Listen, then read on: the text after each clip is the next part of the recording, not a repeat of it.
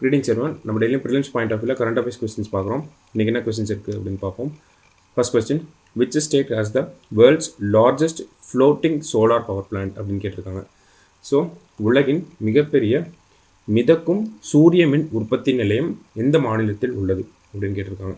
So இந்த மிதக்கும் சூரிய மின் உற்பத்தி நிலையம் அப்படிங்கிறது நமக்கு நர்மதை நதியின் குறுக்கே ஓம்காரேஸ்வரர் அப்படிங்கிற அணை கட்டப்பட்டிருக்கு.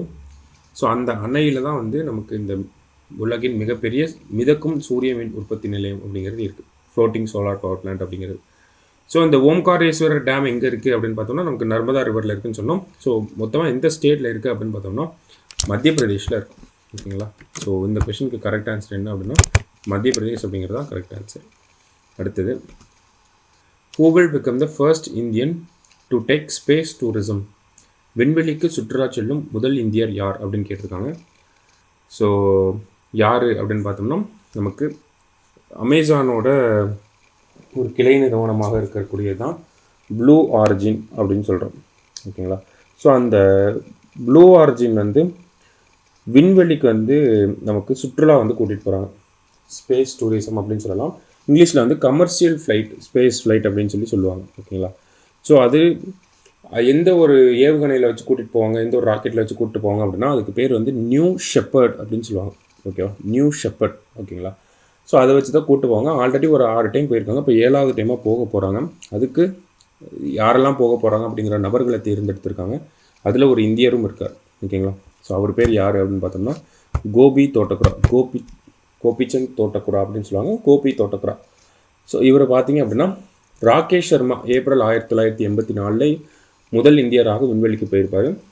அதுக்கப்புறமா இந்தியர் ஒருத்தர் மறுபடியும் விண்வெளிக்கு போகிறது அப்படின்னு பார்த்தோம்னா இந்த கோபி தோட்டக்குராவாக தான் இருப்பாங்க. ஸோ ஆப்ஷன்ஸில் இருக்கக்கூடிய மற்ற இவங்களை பார்த்தோம் அப்படின்னா அஜித் கிருஷ்ணன், அங்கத் பிரதாப், சுபான்சு சுக்லா, இவங்களோட சேர்த்து பிரசாந்த் பாலகிருஷ்ணன் நாயர் அப்படின்னு இன்னொருத்தரும் இருப்பார். இவங்கெல்லாம் ககன்யான் திட்டத்துக்காக தேர்வு செய்யப்பட்ட விண்வெளி வீரர்களாக இருக்காங்க. யார் யார் அப்படின்னு பார்த்தோன்னா பிரசாந்த் பாலகிருஷ்ணன் நாயர், அஜித் கிருஷ்ணன், அங்கத் பிரதாப், சுபான்சு சுக்லா, இவங்களாம். ஓகேங்களா? ஸோ அதையும் பார்த்து வச்சுங்க. அடுத்தது, which state has the highest deforestation rate in the country?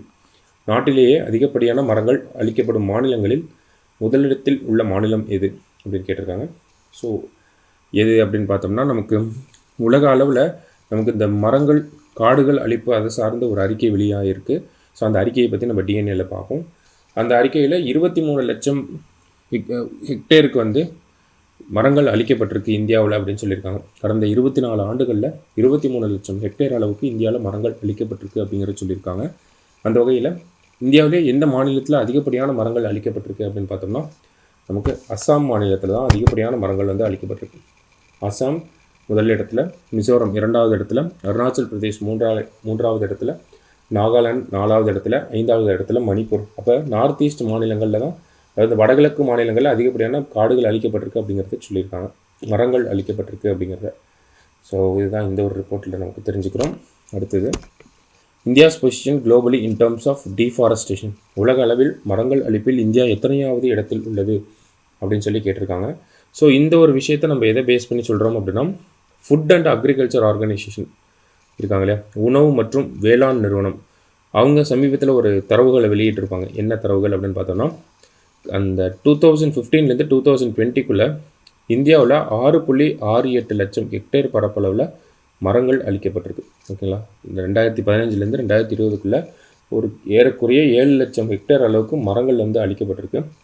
அந்த வகையில் உலகத்திலே அதிக மரங்கள் 2ஆம் இடத்து, அந்த அதிகமான அளவில் மரங்கள் அழிக்கப்படுவதில் இந்தியா எத்தனாவது இடத்துல இருக்காங்க அப்படின்னு பார்த்தோம்னா 7 லட்சம் ஹெக்டேர், கிட்டத்தட்ட 6.68 லட்சம் ஹெக்டேர்ஸ்.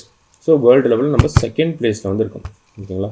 உலக அளவில் நம்ம 2ஆம் இடத்துல வந்து இருக்கும். ஓகேங்களா? இந்த ரிப்போர்ட்டை யார் சொல்லியிருக்காங்க அப்படின்னு பார்த்தோம்னா உணவு மற்றும் வேளாண் நிறுவனம், ஃபுட் அண்ட் அக்ரிகல்ச்சர் ஆர்கனைசேஷன், அவங்க வந்து சொல்லியிருக்காங்க டீஃபாரஸ்டேஷனில் நம்ம செகண்ட் பிளேஸில் வந்து இருக்கோம் அப்படின்னு சொல்லி.